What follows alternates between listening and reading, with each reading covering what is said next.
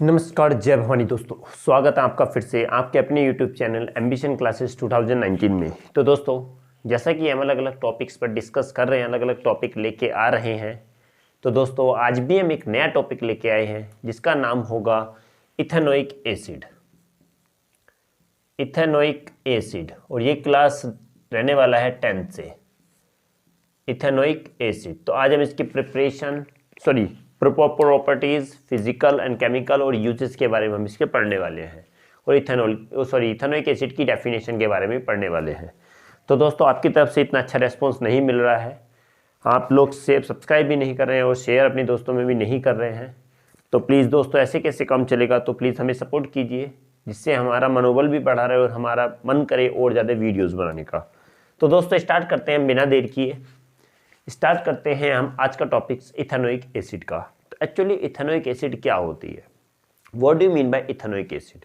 Means ethanoic acid are the second member of the homologous series of carboxylic acid.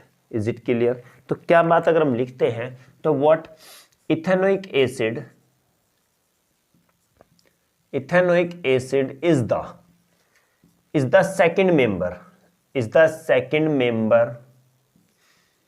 is the second member of the homologous series of what? Carboxylic acid. Is it clear? The chemical formula of ethanoic acid is what? Chemical formula of ethanoic acid is क्या होता है? इसका होता है CH3COOH, and the common name of ethanoic acid is क्या होता है? इसका होता है हमारा एसिटिक एसिड। तो दोस्तों सबसे पहले हम नॉर्मल चीज़ों पर जान लेते हैं, इसकी बेसिक चीज़ों पर जान लेते हैं क्या है। First of all, ethanoic acid is second member होता है किसकी? कार्बोक्सिलिक एसिड की होमोलोजियस सीरीज का सेकंड मेंबर है। सेकंड बात आती है, इसका जो केमिकल फॉर्मूला होता है वो होता है CH3COOH। बात आती है कॉमन नेम की, तो the common name of the ethanoic acid is what? Acetic acid. Okay, और we can say that commonly known as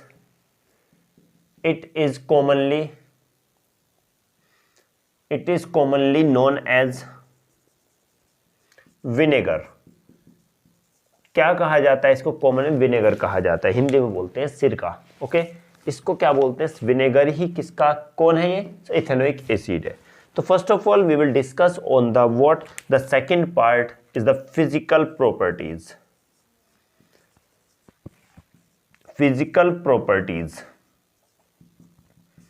There are some physical properties. First of all, what? बात करें कि first physical property क्या होती है?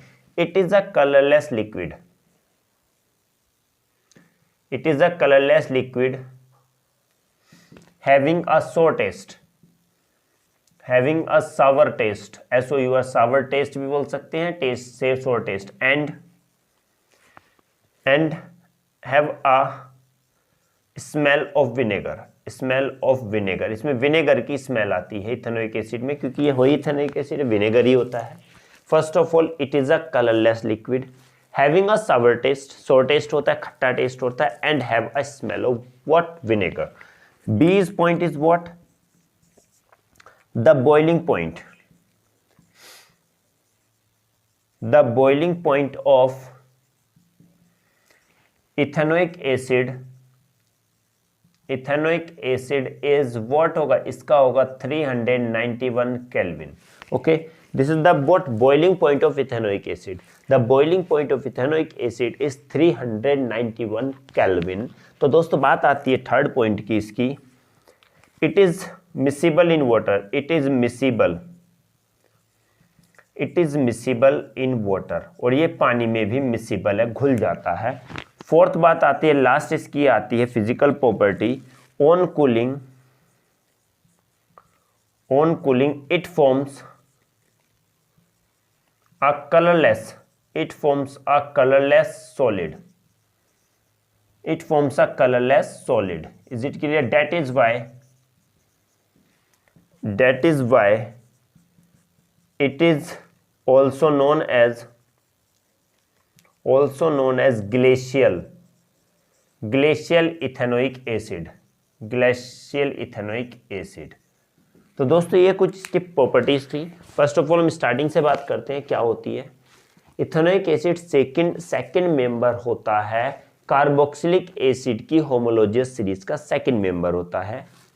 बात आती है केमिकल फॉर्मूले की, तो केमिकल फॉर्मूला इथेनोइक एसिड का जो होता है वो होता है CH3COOH. क्लियर. बात आएगी कॉमन नेम की. The common name of the ethanoic acid is acetic acid and commonly known as vinegar. Common में इसको विनेगर कहा जाता है. Then we will discuss on, now we are discussing on the physical properties. These are the physical properties. First one is it is a colorless liquid having a sour taste, and next one is the smell of vinegar. Vinegar की smell होती है और colourless क्या होता है, liquid होता है जिसका टेस्ट सावर होता है, सॉर टेस्ट होता है. बॉइलिंग पॉइंट कितना होता है इथेनोइक एसिड का? 391 केल्विन होता है. बात आते हैं it is miscible in water, ये पानी में घुल जाता है. नेक्स्ट ऑन कूलिंग, जब हम कूल करते हैं तो it forms a colourless solid. ये क्या बना लेता है? कलरलेस सॉलिड बना लेता है. तो इसी वजह से, इसी कारण, that's why it is also known as the glacial ethanoic acid. Is it clear? Glacial means glacier के जैसे एक सॉलिड बना लेता है, हार्ड. ओके, चाहो तो दोस्तों आप स्क्रीनशॉट भी ले सकते हैं.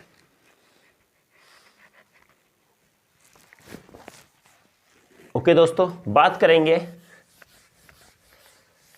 केमिकल प्रॉपर्टीज की. ओके, तो केमिकल प्रॉपर्टीज क्या रहने वाली है इसकी? केमिकल प्रॉपर्टीज भी इसकी कुछ ज़्यादा टफ नहीं है दोस्तों, इजी है. तो दोस्तों आपसे एक ही रिक्वेस्ट है कि आप चैनल को लाइक शेयर सब्सक्राइब जरूर करना ना भूलें, क्योंकि आप वीडियो देख लेते हैं बट दोस्तों सब्सक्राइब नहीं कर पा रहे हैं. प्लीज़ दोस्तों हमें सपोर्ट कीजिए ताकि हम और ज़्यादा इसमें क्या कर सकें, वीडियो बना सकें और आपको इसको का बेनिफिट हो सके. This one is the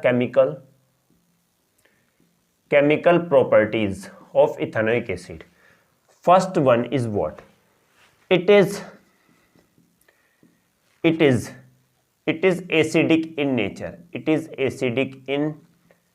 nature.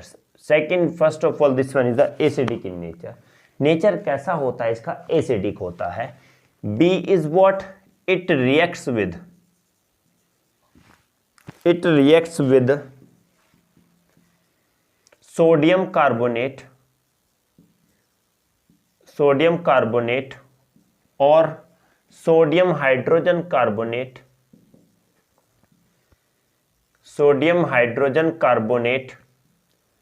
Then the evolution of CO2, carbon dioxide, or we can say the CO2 along with the salt and water. तो क्या होता है? सेकंड दोस्तों इसकी बात आती है कि ये किसके साथ? सोडियम कार्बोनेट और सोडियम हाइड्रोजन कार्बोनेट के साथ ये रिएक्ट हो जाता है और क्या देता है? कार्बन डाइऑक्साइड गैस इवॉल्व करता है, निकलती हैं और साथ में सॉल्ट और वाटर भी बनता है. Now the reaction is what? CH3COOH react with sodium carbonate Na2CO3. Then what will form? CH3COONA plus CO2 and plus H2O. This one is the what? Sodium ethanoate. Is it clear? Now this one is the carbon dioxide.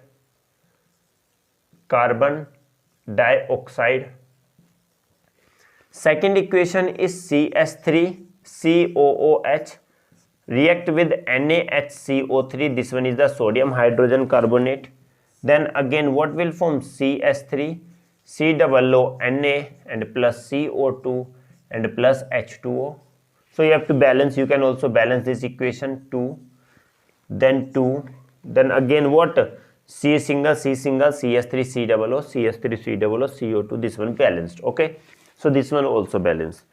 क्या होगा कि सबसे पहले ये sodium carbonate के साथ react होकर carbon dioxide निकालता है, सोल्ट और वाटर बना लेता है.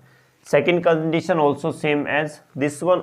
Again means ethanoic acid react with the sodium hydrogen carbonate to form carbon dioxide along with the salt and water. बात करते हैं इसके थर्ड पॉइंट की. तो it reacts with base. It reacts with bases to form salt and water. Again to form salt and water. Okay. Now the reaction is what? ये CH3 हमने कहा गया कि CH3 किसके साथ रिएक्ट होके बेसेस NaOH के साथ, बेस के साथ रिएक्ट होके सोल्ट और वाटर बना लेता है CH3 COONA. जरूरी तो नहीं दोस्तों कि सोल्ट सिर्फ नमक NaCl ही होता है, नहीं, सारे के सारे जो एसिड और बेस से बनते हैं वो सब के सब क्या होते हैं, उन्हें हम सॉल्ट बोलते हैं. But the nature depends on the hydrolysis. Okay, depends on the nature of the hydrolysis. And the D is what? It reacts with alcohols. It reacts with alcohol to form ester. Ester with in the presence of concentrated H2SO4. H2SO4 के presence में किसके साथ react होके CH3 COOH react with what? React with C2H5OH. This one is the alcohol, and in the presence of concentrated H2SO4, and then what will form? And on heating, then CH3 COO C2H5 and plus water. This one is what? Ester. यही ester होता है, sweet smelling liquid, हमने last class में भी बताया था. तो दोस्तों सबसे पहले बात करते हैं स्टार्टिंग से, इसका नेचर कैसा होता है? Acidic. Second, it reacts with the sodium carbonate or the sodium hydrogen carbonate. Then the evolution of carbon dioxide. कौन सी गैस निकलती है? कार्बन डाइऑक्साइड गैस निकलती है जब एसिटिक एसिड या इथेनोइक एसिड सोडियम कार्बोनेट या सोडियम हाइड्रोजन कार्बोनेट के साथ रिएक्ट करता है तो कार्बन डाइऑक्साइड गैस निकलती है, साथ में सोल्ट और वाटर भी बनते हैं. बात आती है रिएक्ट विद बेस. अगर ये बेस के साथ रिएक्ट करता है तो फिर से सोल्ट और वाटर बनते हैं. देखो ये एसिड ये बेस है, बेस के साथ रिएक्ट होकर सोल्ट और वाटर बना रहा है. बात आती है रिएक्ट विद अल्कोहल्स. ये अल्कोहल के साथ रिएक्ट होकर एस्टर बना लेता है. किसके प्रेजेंस में? कॉन्सेंट्रेटेड H2SO4 के प्रेजेंस में. बात करते हैं CH3 C अल्कोहल, ये एसिटिक एसिड इथेनोइक दोनों रिएक्ट होते हैं कॉन्सेंट्रेटेड H2SO4 के प्रेजेंस में, हीट होके क्या बना लेते हैं दोस्तों? एस्टर बना लेते हैं. तो ये कुछ हमारी क्या है? केमिकल प्रॉपर्टीज है. चाहो तो आप स्क्रीनशॉट भी ले सकते हो.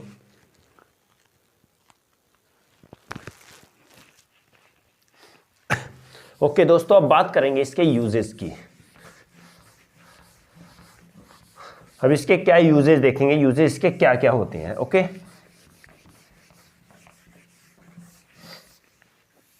Uses of ethanoic acid. First of all use आता है दोस्तों इसका, it is used for the preservative of food stuffs. ये फूड स्टफ्स के प्रिजर्वेटिव में भी इसका यूज होता है. सबसे पहला यूज होता है प्रिजर्वेशन करने में. अगर कोई भी चीज हम बनाते हैं, कोई भी चीज फूड को स्टोर करते हैं, फूड स्टफ को स्टोर करते हैं, तो ये प्रिजर्वेटिव की तरह उसमें यूज होता है. Second one, it is used for making cellulose acetate. ये सेल्यूलोज एसीटेट की क्या बनाई जाती है? SPM, सेमी परमेबल मेम्ब्रेन बनाई जाती है. सेमी परमेबल मेम्ब्रेन तो जानते होंगे क्या होता है। सेमी परमेबल मेम्ब्रेन बनाने के लिए क्या होता है कि सेल्यूलोज एसिड क्या होता है, इसका यूज होता है किसका, सेल्यूलोज एसीटेट का। और सेल्यूलोज एसीटेट किससे बनाया जाता है, इथेनोइक एसिड से बनाया जाता है। एसपीएम क्या होता है कि दो मीडियम के बीच में, जैसे क्या होता है कि दो मीडियम के बीच में क्या होती है, एक लेयर होती है। एसपीएम का ही मतलब होता है सेमी परमेबल मेम्ब्रेन, जो कुछ ही सेलेक्टिव चीजों को अपने अंदर से परमिट करती है, अपने अंदर से पास करती है, सारी चीजों को पास नहीं करती। तो ऐसी लेयर को क्या बोलते हैं, ऐसी मेम्ब्रेन को एसपीएम बोलते हैं, semi permeable membrane. This layer this membrane also present in our cell also. Cell की आउटर कवरिंग भी एसपीएम होती है, ये भी कुछ ही चीजों को अपने अंदर पास करती है, सारी चीजों को पास नहीं करती। तो वो एसपीएम बनी किससे होती है, सेल्यूलोज एसीटेट से बनी होती है। और सेल्यूलोज एसीटेट किससे बनाया जाता है, इथेनोइक एसिड से। सी बात आती है, it is used for the preparation of dyes, plastics and pharmaceuticals.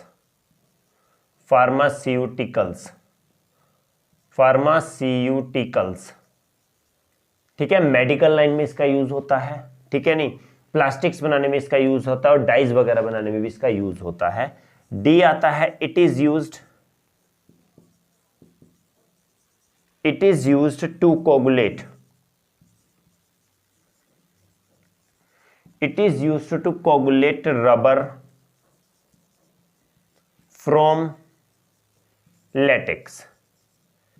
क्या काम होता है दोस्तों, इसका यूज कहां भी होता है, क्या लेटेक्स से रबर को कोगुलेट करने में भी इसका यूज किया जाता है। ओके दोस्तों, आई थिंक ये चारों तुम्हारे समझ में आए होंगे। तो ये चीजों से क्या बना, किससे बनाया जाता है, इथेनोइक एसिड के ये यूज होते हैं। ओके, तो दोस्तों चाहो तो आप इसका स्क्रीनशॉट भी ले सकते हो।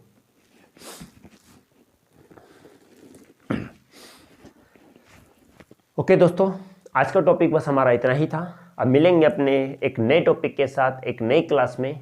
तो दोस्तों हमें चैनल को लाइक शेयर सब्सक्राइब जरूर करते रहिए। अगर समझ में आ रहा हो तो अगर नहीं समझ में आ रहा हो तो प्लीज़ कमेंट में जरूर लिखिएगा क्या चीज़ समझ में नहीं आ रही, हम कोशिश करेंगे उसको अच्छे से क्लियर करने की।